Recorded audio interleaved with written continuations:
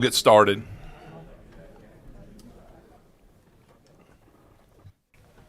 Leader.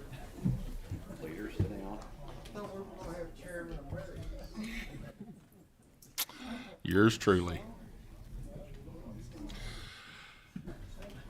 Mr. Secretary, please call the roll. Representative All, Representative Ballman, Representative Bray, Representative Camuel, Here. Representative Kleins, Here. Representative Duvall, Representative Gooch, Representative Gordon, Yes. Representative Grossberg, Present. Representative Hampton, Here. Representative Hancock, Representative Heverin, Here. Representative Lewis, Here. Representative McPherson, Here. Representative Rudy, Representative Smith, Representative Lockett, Present. Vice Chair Pollock, Here. Vice Chair Meredith. We have a quorum and we are ready for business. Senator Girdler, would you please come to the table? On the agenda, we're going to go backwards. I think everybody heard me. Could you say that all again, please? For the record. For the record, we will attend the agenda going backwards. As you see today, we have Senator Girdler to the table. You may proceed. Thank you, Representative Pollock, or better yet known as Sarge. Appreciate you having me to be able to come and testify before this group. I see that you got some very big dignitaries. Representative Rudy, thank you so much for hearing my bills on the floor after we get done here. Today, I have this bill started with this young man. He was having trouble. Rick Girdler, Senator District 15. This bill started because he was having trouble placing car lot insurance because the unadmitted companies couldn't write it in the state of Kentucky. Admitted companies could, but they were picky in what they did, and so some people were going out of business. I'm going to let him explain this, and if you have any questions, he'll be glad to answer them. Thank you. Yes, sir. Go ahead and introduce yourself before you present. I'm Adam Sheridan. I'm with Reed Brothers Insurance in Somerset. Been in insurance for 12 years. When I first started, even as recent as probably 7 or 8 years ago, when it came to finding garage liability, which is what auto dealers have to have in order to get their dealer license, I mean, there were probably 12, 13, 15, too many companies to count that would offer this coverage in the state of Kentucky. Now we're down to about 5, and for most of the small used auto dealers that are in all of our communities, there's really only about 1 or 2 options, if they're lucky. Spoke some about this bill with former chair of this committee, Bart Rowland. He told me to wait and see if anybody booed him, so I guess he's off the table there. But he talked to me, too, that he'd had a couple come to his agency seeking insurance coverage, and they could not find insurance coverage for them, which means that they can't get their dealer license, which means they have to close their doors. Motion on the bill. Point of order. Leader Rudy, state your point. Chairman, I understood you to say we were going to start and take the agenda in reverse. What bill are we considering? Senate Bill 18, due to the guests are here now, and Senate Bill 24, guest is not here just yet. I was confused because Senate Bill 24 is on the bottom of the agenda. Okay. Thank you for making sure we do it exactly like we're intended to do. That's why you're the floor leader. Thank you, sir. You may proceed. Sure. Thank you. Like I said, it's just a lot of these auto dealers are.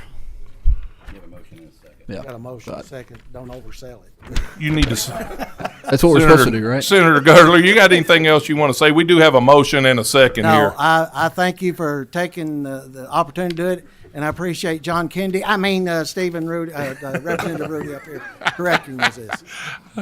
Okay, I have a motion on the floor here by Representative Heverin. I have a second by Representative Bray. Are there any questions? Seeing none, Mr. Secretary, please call the roll. Representative All, Record my attendance and yes. Representative Ballman, Representative Bray, Representative Camuel, Yes. Representative Klein's, Yes. Representative Duvall, Yes. Representative Gooch, Representative Gordon, Yes. Representative Grossberg, Aye. Representative Hampton, Yes. Representative Hancock, Record my attendance and yes. Representative Heverin, Representative Lewis, Yes. Representative Lockett, Aye. Representative McPherson, Yes. Representative Pollock, Yes. Representative Rudy, Aye. Representative Smith, Chair Meredith.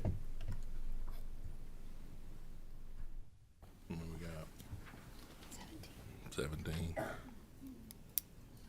Senate Bill 18 passes unanimously. It's reported favorably with expression of opinion that we will do the same on the House floor. Senator Girdler, thank you, sir. Thank you, Chairman Pollock. Thank Keep your seat there and let's I will. continue on. Thank you.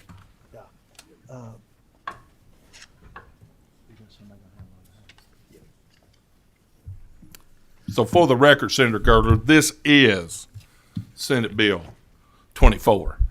Yeah, and I apologize for getting you in trouble. Mr. Nolan was stuck upstairs. I have no idea what he's doing, but he didn't show up. And so, Is working on that PIP bill. yeah, he's working on that PIP bill. If you don't mind, please introduce yourself again and for your guest for the record. Senator Rick Girdler, Somerset, Kentucky, District 15. Eric T. Campos, representing the National Insurance Crime Bureau. Chris Nolan, the Executive Director of the Insurance Institute of Kentucky. Senator, you may proceed. Motion on the bill.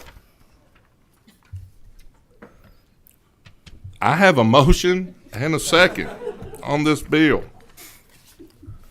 Motion Lockett. Who got me a second? Bray. Second was by Representative Bray. Senator Girdler, fantastic presentation. I was a great salesman when I sold insurance. Are there any questions Yeah. from the committee? Thank you, Mr. Chair. And Senator Girdler, would you just give a brief overview for anybody who happens to be watching on KET so they know what this bill does? Dozens watching it. Are you saying they want to see my face or what? Or whomever sitting at the table would like to just explain what the bill does. Basically, this is a hope to slow down fraud and to stop a little bit of fraud. Mainly, our insurance premiums are basically because of inflation and the things that we can't do anything about. Fraud, we can do something about. We can put some teeth into this fraud. There's some lawyers, famous lawyers, that can't practice law because of insurance fraud, and some being the first lady previously. So insurance fraud happens a lot. And so this bill just basically does it. I'm going to let my fraud person talk a little bit, but now don't change your mind. Go ahead. Again, my name is Eric T. Campos. I represent the National Insurance Crime Bureau. We're a nonprofit organization that works with state and local law enforcement as well as insurance companies to detect, prevent, and deter insurance crimes. Now, to the Senator's point, insurance fraud, estimated by the FBI, costs the average U.S. family between $4,000 and $7,000 over a 10-year period in the form of increased premiums. And this bill is a step in the right direction to crack down on insurance fraud that is plaguing this state by expanding the definition of a fraudulent insurance act to include any statements that misrepresent the scope of property damages and repair costs associated with a property insurance claim. And The reason why this is here, the reason why we're bringing this bill forward is because one of the most common practices that we see from a fraud fighting standpoint is unscrupulous actors who go and inflate bills. They'll provide you an estimate with a specific amount, and then suddenly, as soon as an insurance claim is filed, that amount multiplies 4 or 5 times to an inflated amount for services that were either unwarranted or never performed at all. And this bill will help crack down on that. Perfect, thank you. Leader Rudy. Does this bill create a new felony? No. Does it deal with felonies at all, Mr. Chairman, if I may ask another? I'm also looking at our esteemed bill drafter, but I don't believe so. A lot of work that's a lot of changes in the bill on the front of the bill is done by the statute revisor to put those definitions in alphabetical order. Okay, thank you. Leader Rudy, did you get your question answered? I think so. Thank you, sir. Are there any other questions? Seeing none, I have a motion from Representative Lockett, second by Representative Bray. Mr. Secretary, please call the roll. Representative All, Yes. Representative Ballman, Representative Bray, Representative Camuel, Yes. Representative Klein's, Yes. Representative Duvall, Yes. Representative Gooch, Representative Gordon, Yes. Representative Grossberg, Aye. Representative Hampton, Yes. Representative Hancock, Yes. Representative Heverin, Representative Lewis, Yes. Representative Lockett, Aye. Representative McPherson, Yes. Representative Pollock, Yes. Representative Rudy, Representative Smith, Chair Meredith. Once again, Senate Bill 24 passes unanimously, is reported favorably with the expression of opinion that the same should pass on the House floor. Thank you, gentlemen. Thank you once again. Appreciate it. Thank you.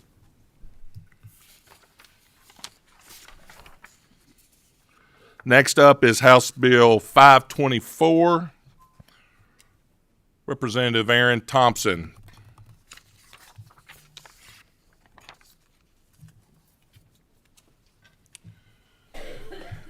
Thank you much, Mr. Vice Chair, Leader Rudy, and members of the committee. We'll help our Representative, once your guests get settled in, please introduce yourselves, and you may begin. Thank you very much. Aaron Thompson, State Representative for the 98th District. Joe McDaniel, Executive Director, Office of the Controller.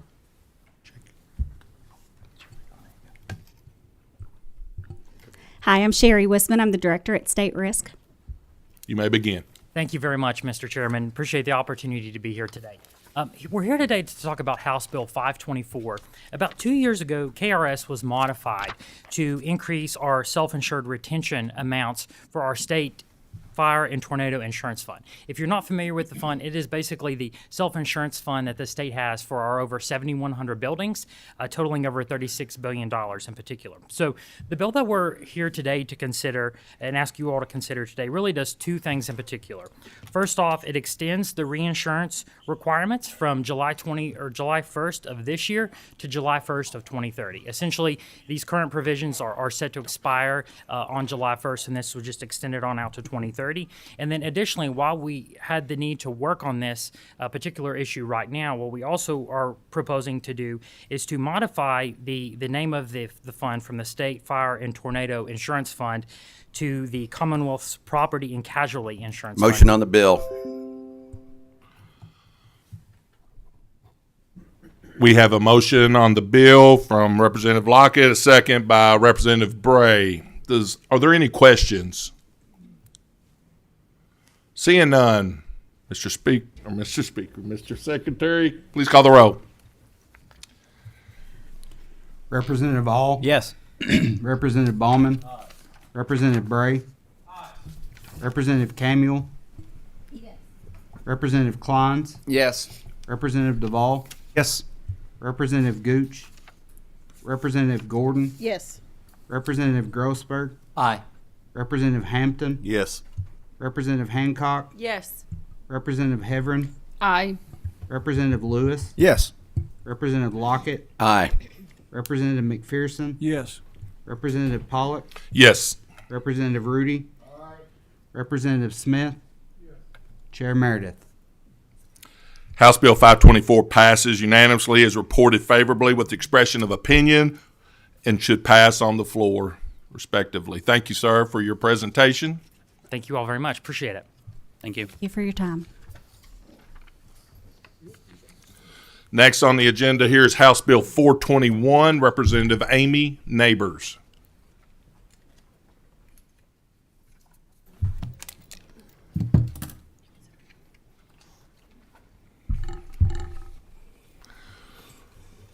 Representative Neighbors, please introduce yourself and your guest. Thank you, Chairman. My name is Representative Amy Neighbors, and I represent the 21st House District. And with me today, I have my grandson, Clay Wilson. and I also have, go ahead. Dr. Whitney Jones. All right. You may proceed. Thank you, Chairman and committee members, for allowing me to present to you all House Bill 421. We do have a committee sub that needs adopting. Second. We have a motion and a second. All those who are in favor say aye. Aye. Any nays? Please proceed. To give you all some background, coverage under health benefit plans for colorectal cancer examinations and laboratory tests was originally passed in 2008 with the American Cancer Society Colorectal Cancer Screening Guidelines as our legal guide for what is covered for colorectal cancer. This statute has needed to be updated a few times over the years, including in 2016 and in 2020, when it needs updating again, and that is why we are here today with House Bill 421. What we are doing in this bill has two main points. First, we are making clear that all FDA-approved bowel preps are fully covered by the health plan with no out-of-pocket cost to the patient and without any prior authorization issues for the provider and the patient. Dr. Jones can speak more to how this is currently happening in the Kentucky marketplace and why this is so important. We want the most effective and easiest preps for the patient, as this will give the best outcome for the colonoscopy and the best experience for the patient. The second part of the bill is to clarify what a high-risk individual's coverage is under 304.17A-257.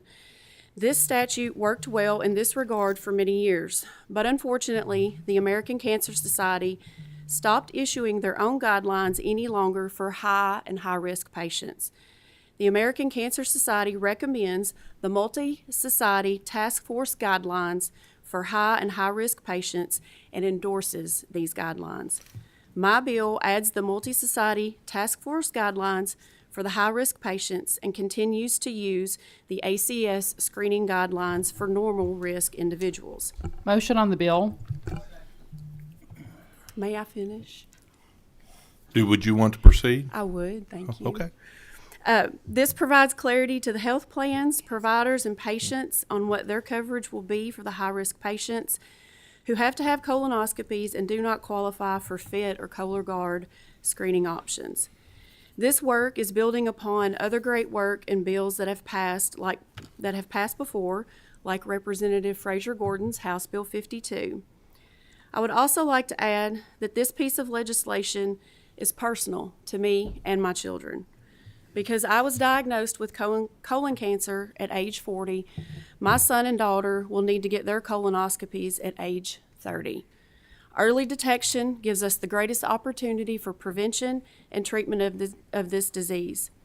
I never want my son to have to tell my grandson that he's been diagnosed with cancer. Thank you. And since we have a motion on the bill, we can let Dr. Jones speak, or we may proceed.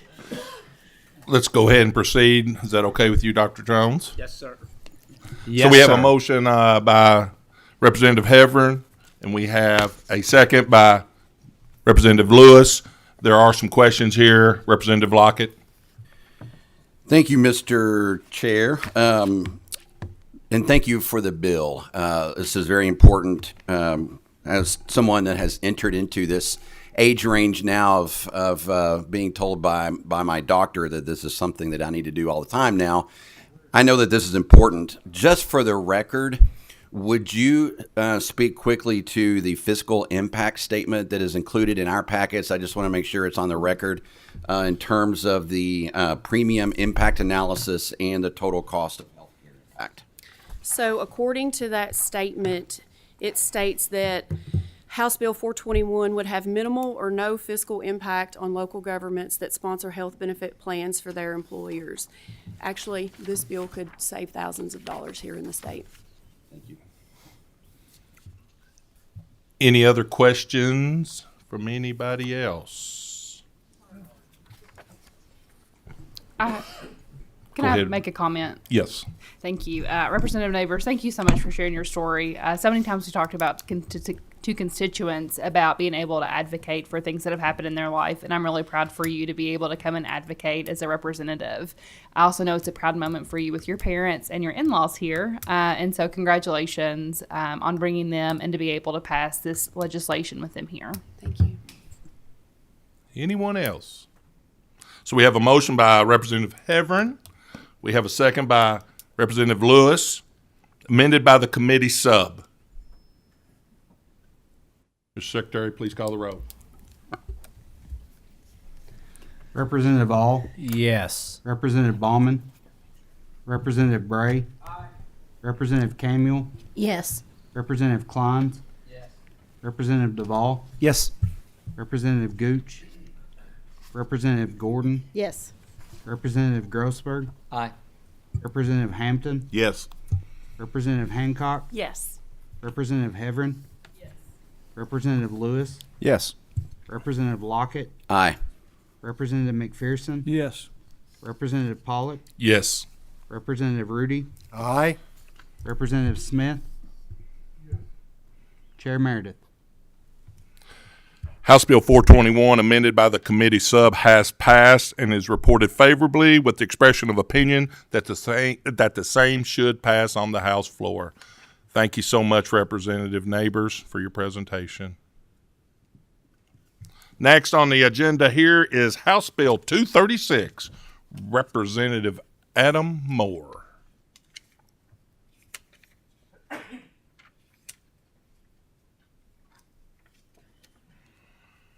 Representative, once you and your guests get settled in, please introduce yourselves for the record. Thank you, Mr. Chairman. Adam Moore, I represent the 45th House District. Sharon Clark, Commissioner, Department of Insurance. Welcome today, and you may proceed. Thank you, Mr. Chair. Members of this committee, I'm glad to be here with you all today. House Bill 236, I think, sounds pretty simple in nature, but could have a pretty profound impact, especially for those who are touched by it. What this bill does is it limits the out-of-pocket cost for someone who needs life-saving epinephrine to no more than $100 in a calendar year. Motion on the bill. Gordon Fraser. Okay. We have a motion on the bill by Representative Gordon Fraser and a second by McPherson. Are there any questions? Seeing none, Miss. What?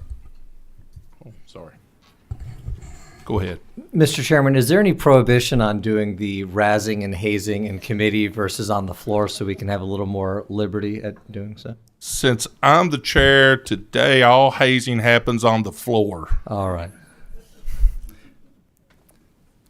Any other questions? Seeing none, Mr. Chair, Mr. Secretary, please call the roll. Representative All, Yes. Representative Ballman, Representative Bray, Aye. Representative Camuel, Yes. Representative Klein's, Yes. Representative Duvall, Yes. Representative Gooch, Representative Gordon, Yes.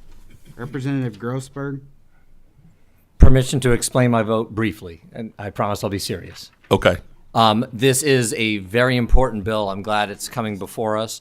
I don't know if anyone here knows it, but I am prescribed epinephrine, and I'm fortunate enough that I can afford to replace it. And my understanding is it only costs like a couple dollars to make the vial, but those who don't have good coverage are either carrying one vial indefinitely, taking it overseas, it expires, starts to get cloudy, you're not supposed to use it, but they can't afford the $600, $700, $800, $900 to replace what only cost a few dollars to make and ultimately can lose their life in an incident. So I thank you very much for bringing forth this important bill, and I'm a yes.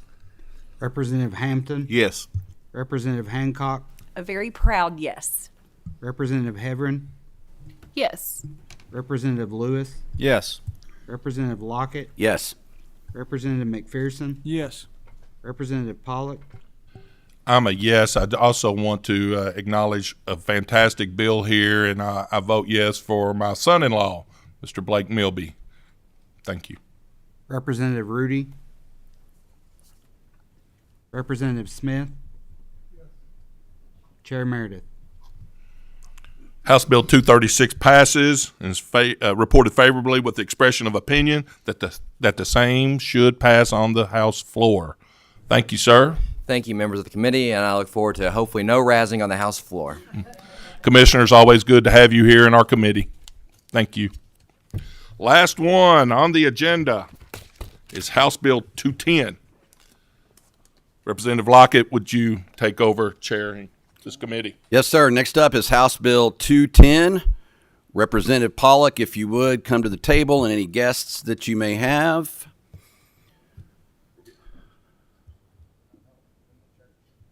Come to the table a little quicker, Representative Pollock.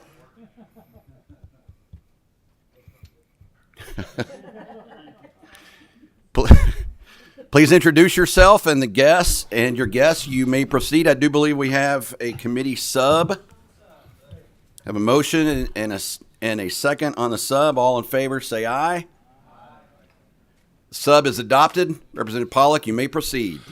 Thank you, Mr. Chair.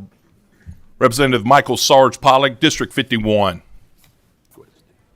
Dr. Steve Robertson, the Executive Director of the Kentucky Dental Association.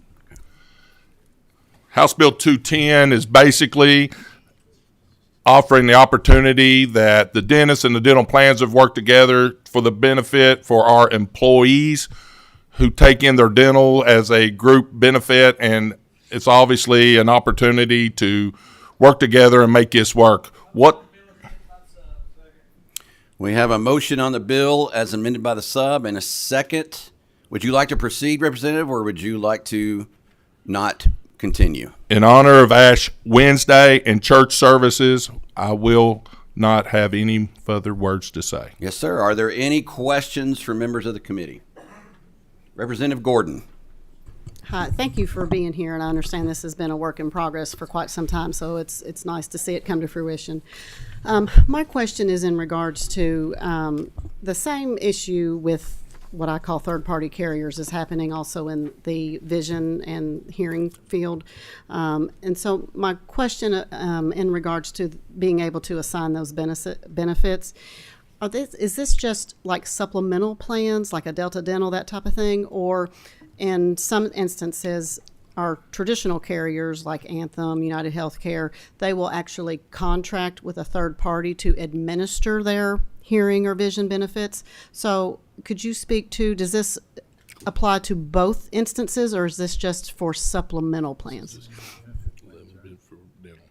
This is restricted to dental limited benefit plans, is my understanding. It's specifically dental.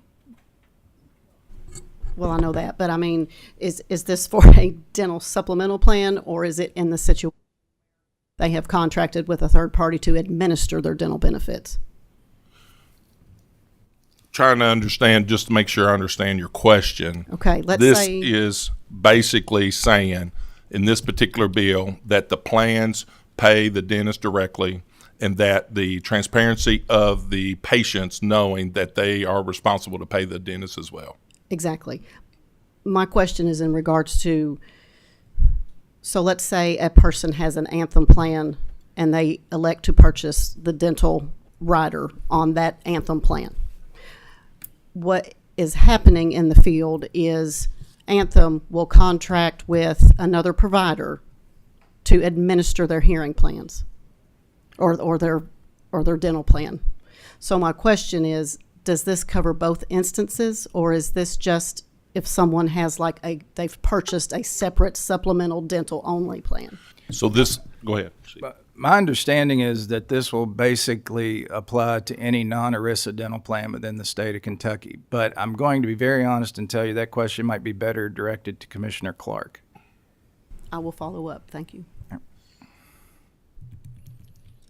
We have a motion and a second on House 10 as amended by the sub. Are there any other questions from members? Seeing none, Mr. Secretary, please call the roll. Representative All? Yes. Representative Ballman? Representative Bray? Representative Camuel? Yes. Representative Klein's? Yes. Representative Duvall? Yes. Representative Gooch? Representative Gordon? Yes. Representative Grossberg? Aye. Representative Hampton? Yes. Representative Hancock? Yes. Representative Heverin? Representative Lewis? Yes. Representative Lockett? Aye. Representative McPherson? Yes. Representative Pollock? Yes. Representative Rudy? Representative Smith? Chair Meredith?